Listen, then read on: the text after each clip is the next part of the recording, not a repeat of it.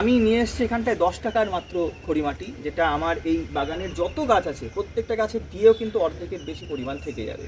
এইটা হচ্ছে পুরোপুরি ক্যালসিয়াম কার্বনেটের একটি মানে আদর্শ প্রাকৃতিক একটা ভরপুর খনিজ পদার্থ। এই বর্ষাকালে কিন্তু ভালো রকমভাবে তোমরা এই সাপোর্টের উপরে একটা খেয়াল দেবে, নিয়মিত খেয়াল দেবে, একবার দুবার নয়। আর আরেকটা বিষয় হচ্ছে, যেখানটায় তোমরা এই টবটা রাখবে এই টবের নিচে কিন্তু 2 কি 3টে ইট দিয়ে এর গ্যাপ কিন্তু একটা তৈরি করবে। আমি যেখানটায় রাখি এই টবের নিচে কিন্তু গ্যাপ একটা মেনটেন করি। গ্যাপ মেনটেন করলে কি হয়, যে জলের যে বেরিয়ে যাওয়ার যে ইয়েটা প্রসেসটা সেটা কিন্তু নর্মালি হয়ে থাকে। যদি আমরা এইভাবে রেখে দিই তাহলে কিন্তু জল বেরোতে চাইলেও বেরোতে পারবে না, কারণ এখানটায় মাঝখানটায় কোনো গ্যাপ নেই। নমস্কার সুপ্রিয় দর্শক, আশা করি তোমরা সকলে খুব ভালো আছো এবং অনেক অনেক গাছ লাগাচ্ছ। বন্ধুরা, তোমরা সাম্প্রতিককালে দেখেছো যে আমাদের দেশের বিভিন্ন রকমের ফসল বিদেশে কিন্তু রপ্তানি করা বন্ধ হয়ে গেছে। এর কারণ হচ্ছে আমাদের দেশের ফসলে, বিশেষ করে আম, চাল ইত্যাদি উৎপাদিত যে খাদ্য শস্য বা খাদ্য ফল, সেটার মধ্যে কিন্তু মাইক্রোপ্লাস্টিক পাশাপাশি বিভিন্ন ভারী ধাতুর উপস্থিতি পাওয়া গিয়েছে, যেটা বিদেশ কিন্তু আমদানি করতে চায়নি। তার মানে আমরা যে ধরনের ফল এবং খাদ্যশস্য খাচ্ছি আমাদের দেশে উৎপাদিত, সেই ফসল কিন্তু অলরেডি বিভিন্ন যে শরীরের যে সহ্য ক্ষমতা তার সীমা কিন্তু আস্তে আস্তে ছাড়িয়ে গিয়েছে। তো যে কারণে আমি অন্তত বলে থাকি যে আমরা প্রকৃতিকে যদি ভালোবেসে থাকি, আমরা যারা বাগান প্রেমী, আমরা যারা গাছ প্রেমী, তারা যদি রাসায়নিকের এত পরিমাণ ইউজ করি, তাহলে আলটিমেটলি আমরা কিন্তু প্রকৃতির কোনো রকম ভালো করছি না। রেজাল্ট পেতে, কম্পিটিশানের লড়াইতে নেমে প্রচুর পরিমাণে ফুল পেতে গাদা গাদা রাসায়নিক দিয়ে যাচ্ছি। এবং সত্যি কথা বলতে এইটাকে ফলো করে সবাই ভাবছে যে ওইটা ছাড়া যেন আর গাছই হয় না, ওইটাই অ্যাপ্লাই করতে হবে, তবেই গিয়ে গাছটা হবে। এই যে বিভিন্ন রকমের ভুল বার্তা চারিদিকে ছড়িয়ে যাচ্ছে, আর এখন কপি পেস্টের জমানা, সবাই কিন্তু সেটাকে কপি করতে গিয়ে আলটিমেটলি আমরা মাটির সাথে আমরা বাজে কাজ করছি, আমরা গাছেদের সাথে বাজে কাজ করছি। আর এইটা যখন বাচ্চারা আমাদের কাছ থেকে জানবে, ওরাও ভাববে যে রাসায়নিক ছাড়া গাছ যেন হতেই চায় না, প্রাকৃতিকভাবে যেন গাছ হয় না, গাছ যেন একটা আর্টিফিশিয়াল একটা যন্ত্রের মতন। এখানটায় নতুন বেশি পরিমাণে কৃত্রিম সার দাও, রাসায়নিক দাও, তবেই গাছ হবে, না হলে হবে না। এই কনসেপ্টটা ধীরে ধীরে একদম আগুনের মতন ছড়িয়ে যাচ্ছে, যেটা আমার কিছুটা হলেও খারাপ লাগে। বরাবরই আমি বলে থাকি, কারণ যারা পুরনো মানুষ, যারা পুরনো বাগানি, আমার এই গাছের জগতে যে গুরু, তার বয়স এখন 92+, তার কাছে আমি শিখেছিলাম এবং তিনি প্রায় 50 বছর প্লাস গাছ করছেন, এখনও উনি গাছ করেন, কিন্তু সবটাই প্রাকৃতিক উপায়। তাদের পরামর্শ আমি মেনে চলি। কখনো বেশি মাত্রায় রাসায়নিক সার তো আমি বরাবর অ্যাভয়েড করি, কিন্তু যারা বেশি মাত্রায় রাসায়নিক সার ব্যবহার করে তাদের প্রতি আমার বারবার দেখবে একটি বার্তা থাকে, যে তোমরা কিন্তু কৃত্রিম বা রাসায়নিক সার প্রয়োগ যে ব্যবহার, সেটা কিন্তু আস্তে আস্তে কমাও, না হলে কিন্তু প্রচণ্ড ক্ষতি হয়ে যাবে। চারিদিকে যা রিপোর্ট আসছে তাতে কিন্তু আমাদের পৃথিবীর যে মাটির যে এই ফসল ফলানোর ক্ষমতা আর হয়তো 70টা বছরও নেই। 70টা বছর পরে কিন্তু বেজান হয়ে যাবে আমাদের মাটি। আর এর একটাই কারণ, প্রচুর পরিমাণে রাসায়নিকের ব্যবহার। তোমরা নিশ্চয়ই বুঝতে পারছো যে মাটিতে আগে প্রচুর পরিমাণে ফসল ফলতো, এখন ডিএপি বা এই সুফলা এসব ছাড়া ফসল ফলতে চায় না। এটা আমাদের মানে যেন আমাদের বোঝানো হয়েছে যে এটাই একমাত্র পথ, এছাড়া কোনো পথ নেই।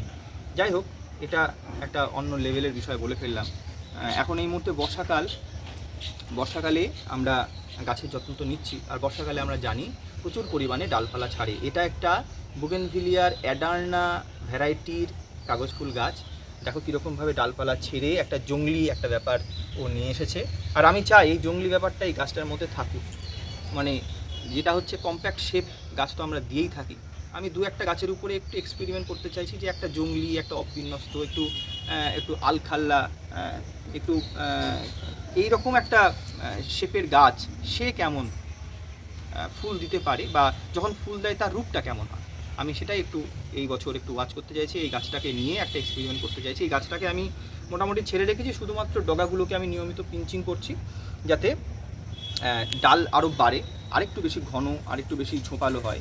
তাই যত আমি এখানটায় ডাল এরকম ছোটো ছোটো পাচ্ছি, আমি কিন্তু নিয়মিত কেটে দিচ্ছি। এবং আমি তোমাদের বলবো যে এই কাজটা এখন তোমরা নিয়মিত করবে। রোদের যে চড়া ভাবটা, সেটা যেহেতু 34-35-এর মধ্যে চলে এসেছে, সেক্ষেত্রে আমরা কিন্তু এটা কাজটা নিয়মিত করব। আর আরেকটা জিনিস তোমাদের সাথে শেয়ার করব, সেটা হচ্ছে এই সময় প্রচণ্ড বৃষ্টিতে একটানা হয়, নিম্নচাপ হয়, এই সময় বৃষ্টির মধ্যে থাকে অ্যাসিড। তো অ্যাসিড বেশি পরিমাণে হলে বা এই যে আমরা কেমিক্যাল বা ফার্টিলাইজার যেটা আমরা দিচ্ছি সেখানটা কিন্তু অ্যাসিড ডিপোজিটটা বেশি হচ্ছে, এর ফলে মাটির যে গুণগত মান বা পিএইচ লেভেল সেটা কিন্তু আস্তে আস্তে 5.5-এর নিচে নামছে। আর 5.5-এর নিচে নামলে তাহলে সেই মাটিতে যে গাছ থাকে সেই গাছের কিন্তু বলতে পারো সার্বিক বৃদ্ধি সেটা কিন্তু থমকে যায়, গাছের ক্ষতি হয়। ফুল ফল যদি দেয় সেই গাছ তাহলে কিন্তু সেটাও কিন্তু ব্যাহত হয়।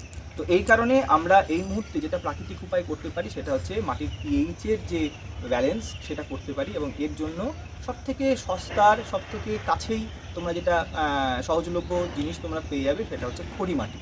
খড়ি মাটি একটা প্রাকৃতিক উপাদান, একটা কোমল মাটি। এটা অ্যাকচুয়ালি সামুদ্রিক প্রাণীর যে খোলস সেখান থেকেই তৈরি হয়, যেটা চুনামাটি আমরা বলে থাকি। তো আমরা কিন্তু সেই খড়ি মাটি যেটাকে দিয়ে আমরা আলপনা আঁকি, সেই খড়ি মাটি দিয়ে কিন্তু আমরা এই গাছের যত্ন করতে পারি এই বর্ষার মধ্যে। আমি নিয়ে এসেছি এখানটায় 10 টাকার মাত্র খড়ি মাটি, যেটা আমার এই বাগানের যত গাছ আছে প্রত্যেকটা গাছে দিয়েও কিন্তু অর্ধেকের বেশি পরিমাণ থেকে যাবে। এইটা হচ্ছে পুরোপুরি ক্যালসিয়াম কার্বনেটের একটি মানে আদর্শ প্রাকৃতিক একটা ভরপুর খনিজ পদার্থ।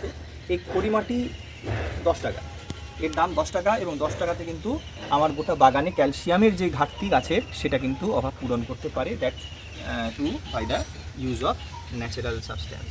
তো আমি কিন্তু এই সময়ে গাছের যে গোড়ায় যেটা বৃষ্টির ফলে একটানা বৃষ্টির ফলে যে পিএইচের ব্যালেন্সটা বিগড়াচ্ছে, আমি কিন্তু খড়ি মাটি অ্যাপ্লাই করব। কীভাবে অ্যাপ্লাই করতে পারি? দুরকমভাবে অ্যাপ্লাই করতে পারি।